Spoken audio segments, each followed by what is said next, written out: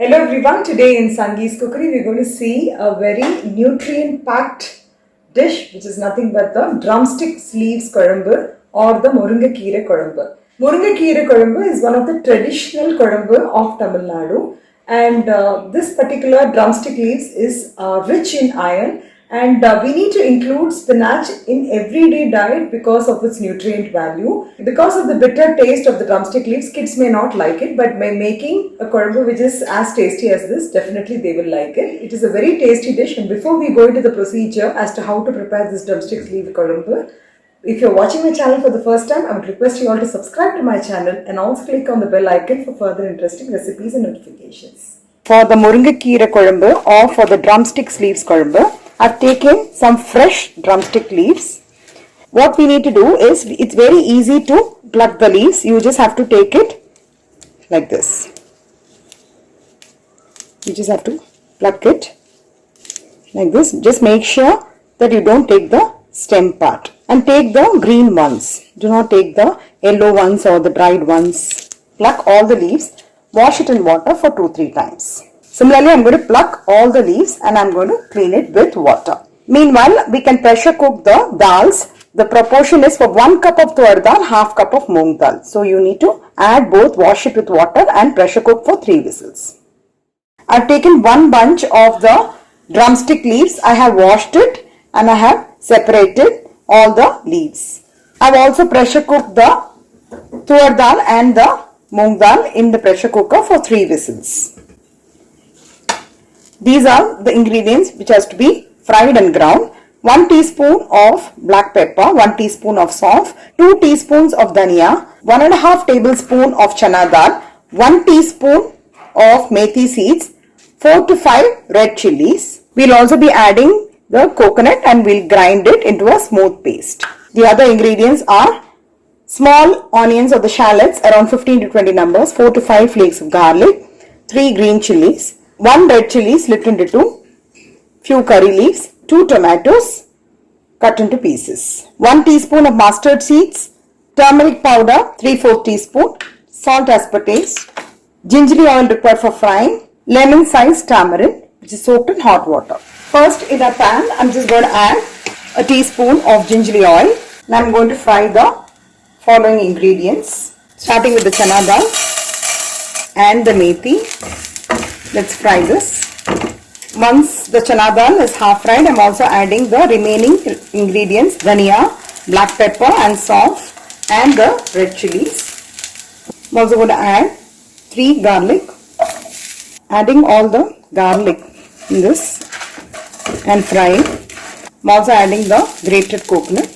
Let's fry for a few minutes and then we'll be grinding this into a smooth paste. So basically, if you're going to fry all this and I'm going to grind it into a smooth paste, it is like a substitute for the sambar powder. So if you don't have sambar powder or if you want to have the fresh taste of the sambar, it's a good practice to do like this.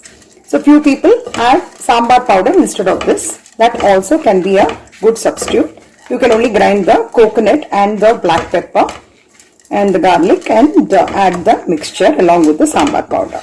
So in the same pan, what I'm going to do is, I'm going to add some more gingery oil and I'm going to fry half of the onions which I've kept here. I'll be adding along with the fried ingredients to be ground this into a smooth paste. The remaining half of the onions will be added directly in the kodumbu. So by frying the onions and grinding it, will give you more flavor. Grind this into a smooth paste by adding some water. For making this kodumbu, I'm using the earthen pot. It gives you a very good taste. But if you don't have earthen pot, you can use any pot. So I've added around 2 tablespoons of gingery oil.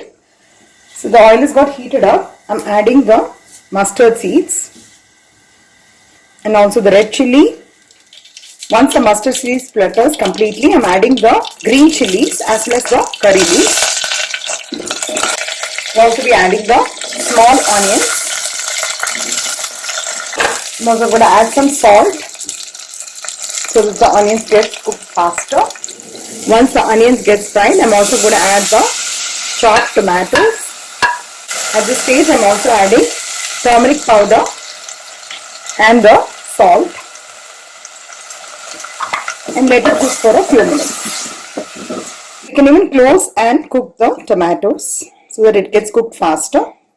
The only thing to be noted is once you add the greens, do not close and cook it because the color of the green will change. This is a small tip which I want to pass it on. So it's been about 5 to 6 minutes. I can see that the tomatoes have also become nice and soft. At this stage, I'm just going to add the tamarind pulp. So let the onions and tomato get cooked in the tamarind pulp. So now you can see that the onion and tomatoes are getting boiled in the tamarind mixture. At this stage, I'll be adding the ground tomato paste. You can also add some water in the mixie. So after adding the ground mixture, we'll also be adding the washed drumstick leaves. So nicely mix it up and let it boil at least for about 5 to 6 minutes. Do not close the lid. So now it's been 5 minutes that the drumstick leaves are getting cooked. At this stage, I'll also add the cooked dal, the tur and the moong dal. So let it cook for a few minutes. Now the korambu has come to a nice boiling consistency. At this stage, I'm going to switch off the gas. Since it is an earthen vessel, even after switching it off, it is still boiling. And finally, just drizzle with a little bit of gingery oil and our korambu is done. So the advantage of making it in the earthen pot is, one is that the heat gets maintained. So if you see that it's been about a minute but still it is boiling. And other thing is the taste also enhances when you're cooking it in the earthen pot. So I hope you'll all try out this drumstick leaf korambu or the Murungakkira korambu, and if you like it, please share it with your friends and relatives. Have a great day.